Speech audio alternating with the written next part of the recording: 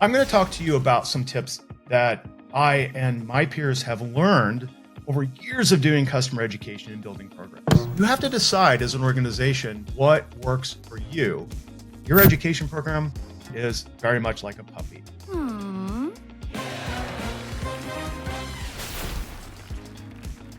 Let's talk about building content.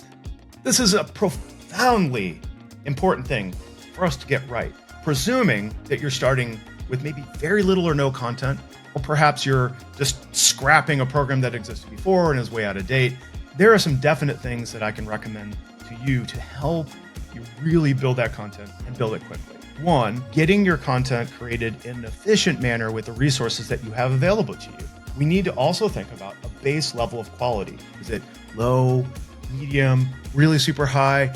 That's important to determine from the get-go because it'll allow you to set time boxes to create that time and assign resources to build it within those time boxes. Also, you can make some really critical decisions that affect the velocity or the growth of this content. Let's say you want to work with live trainers and just iterate that content. That's great. That moves really fast. Or you may want to go into an academy version and just build on-demand content from the beginning. That's also great if you don't plan to have any trainers and you want to scale a little bit more quickly, but it can be a bit slower.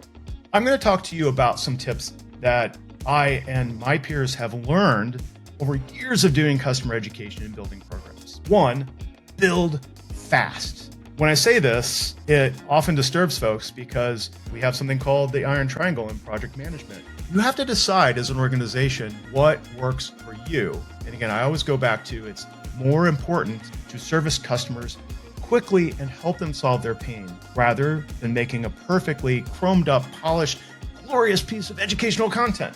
We're here to help the customer first.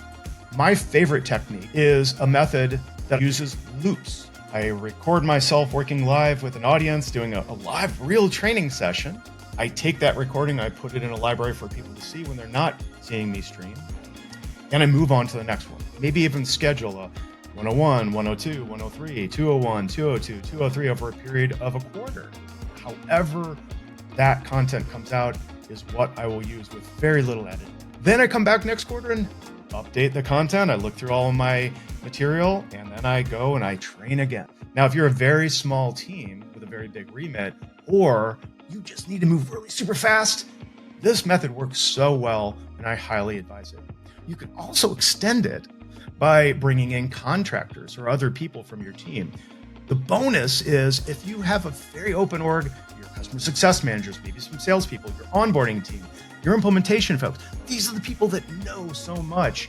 And if you can get some of their time to help you build this training, you can use that to scale even faster. Okay, now we're building, we also have to plan to maintain that content. Your education program is very much like a puppy. It's going to grow up. It's going to change over time. It's going to eat a lot of food. It's not static, is what I'm trying to get to. And you should love it. Everything in your company is changing with velocity. Every piece of content you create needs to have time to edit, to update, and to make it better. Make sure you're thinking about maintaining, nurturing or caring for your puppy if you want to think about that. Okay, so what's next? Stay with me. We've got more in store.